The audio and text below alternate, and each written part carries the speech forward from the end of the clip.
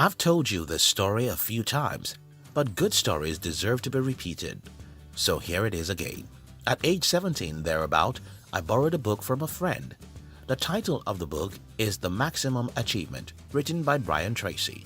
Somewhere inside this book, I read a statement that went on to change my life forever.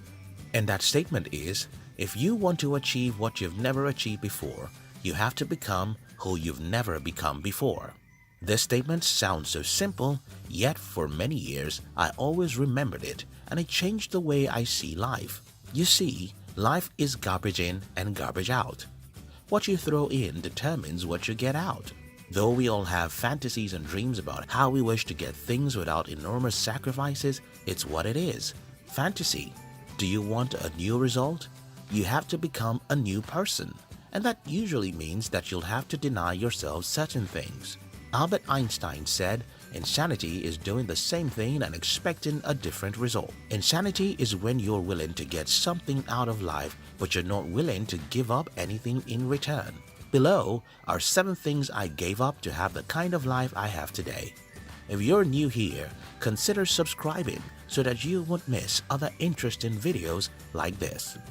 The love of my family members. I am a Nigerian, and in the culture where I grew up, your attachment to your family is forever. You don't get to a particular age and let go of your family members.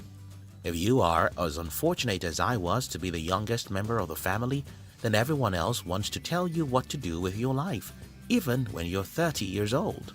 My life's plan was not in my head, so when I announced that I had a different plan, it was a disaster for me. The plan everyone had for me is to become a PhD holder because a degree is a god in my country. Until recent times. At some point in my life, I had to decide whether I'll continue enjoying the love of my mother, father, and my family members or go after my dream of building a business. I decided for the latter.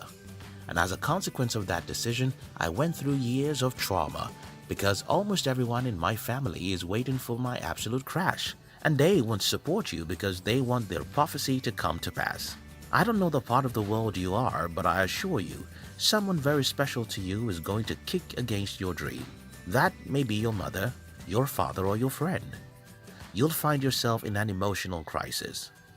Should I listen to my mother to make her happy and our relationship fine, or should I follow my dream and get my precious mother to disown me? I cried many nights and I'm still shedding tears as I write this script. It was a painful moment for me, and the only reason why I could go after my dream is that I knew all of my life was made up of it. Letting go of my dreams means letting go of my life. I would rather let go of my most precious relationships than to let go of my dreams, and that was it. The social media noise. I was once a Facebook junkie who spent as much as 4 to 5 hours every day on Facebook. I woke up one day and deleted my Facebook account because I was not just wasting my time, I was losing my mind, expecting likes and comments from the people who don't even care about my existence in the universe. Social media is like alcohol. It's not a sin, but it is the best friend of sin. Social media can be the best thing that has ever happened to you, just as alcohol can be good for you if taken moderately. However, like alcohol, social media is greatly addictive, and before you know it, you spend hours and hours scrolling through other people's photoshopped lives. I don't mean that you should stop using social media. For instance, some people claim that YouTube is a social media.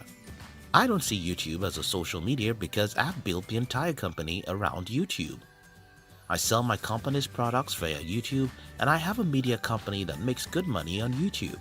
I also use WhatsApp to communicate with a few important people in my life. The only sacrifice I made is to cut off the noisy and wasteful part of the social media. Do you have a business? Promote it on social media, and spending several hours doing that will be an investment. Or you just posting your photos to expect some likes and comments? Maybe you should give that up for something more productive. The negative friends. One day, when I was around 19, I sat down and made a list of all my friends. Then I asked myself, with what I know about these people today, which of them is going somewhere I want to go in the future? I discovered that most of my friends were not serious about their lives.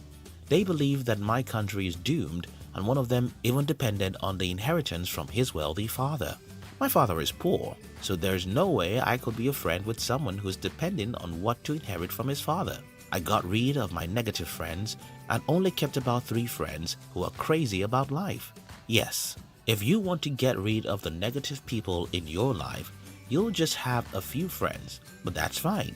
Today, I have less than 5 friends I love to spend time with, and I think I'm fine, because hanging out with negative people will ruin your life. Think about the contagious disease. That's how human habits and mindsets are. You can't sit down with an Ebola patient and hope to escape having Ebola. You can't hang around negative people and somehow hope to remain positive. Sometimes, these negative people are your family members, and it could be painful to avoid them. But you have to do just that. For instance, I love everyone in my family, but I don't sit down with them to discuss anything worthwhile. I can never share my dreams or goals with them because I know what they will tell me. The TV. My philosophy about life is this. If something is very interesting, it has to give me money or help my dreams in some way.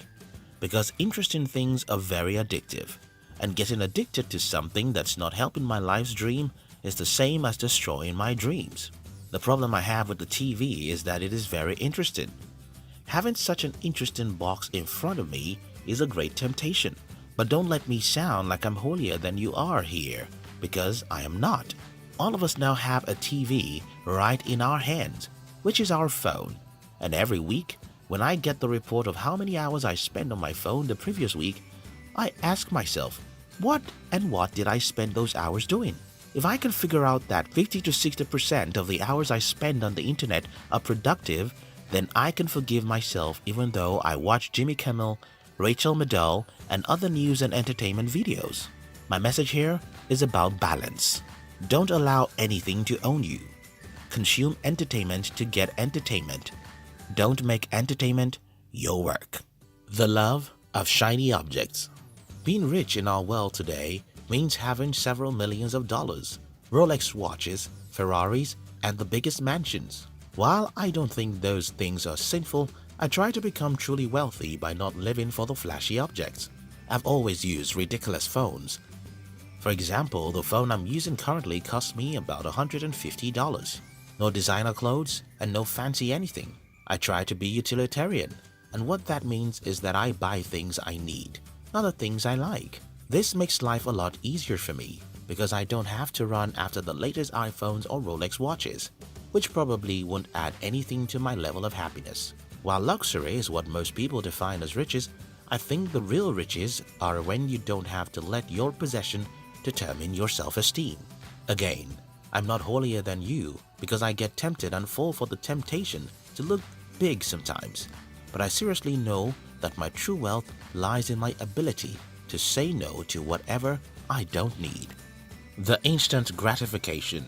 When I had my first breakthrough in business, what I told myself is, keep living like a poor man, and over the years, I've made it a commandment to live as though I'm earning 20% of what I'm truly earning.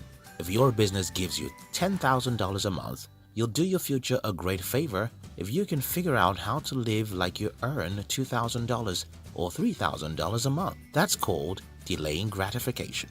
If you like a new car and you have the money to buy it, look for how to double that money and wait till you double the money before you satisfy your loss. That's how to be smart with money.